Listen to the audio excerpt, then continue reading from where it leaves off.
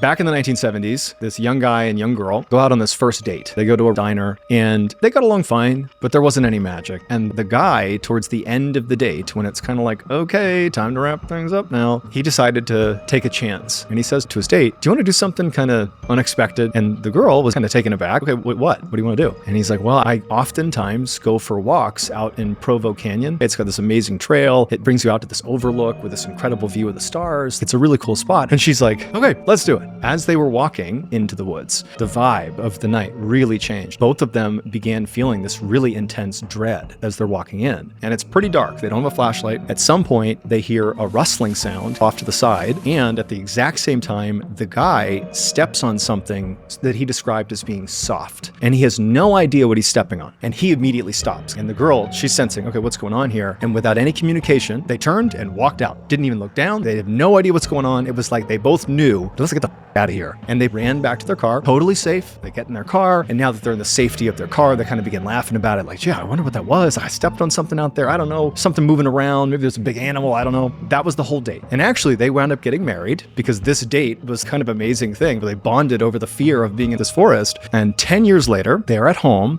and the TV is on and an interview comes on and it's a journalist talking to a death row inmate. And he's giving this full-blown interview about what he did. And at some point, the journalist asks him, was there ever a time that you almost got caught before you got caught? And the serial killer is like, yeah, there was a time. I was out in Provo Canyon and I just killed a girl and I was trying to dispose of her body. And I dragged her across the trail and this young couple comes turning around the corner and they stepped on the body. And I was a foot away holding her, looking up at them in the darkness, waiting to see what they were going to do. But for some reason, the couple didn't look down. They didn't look around. They just turned and left. And so it turned out the guy, they had come in contact with Ted Bundy, one of the most infamous serial killers of all time, who effectively said, had he investigated, he would have had to kill the couple.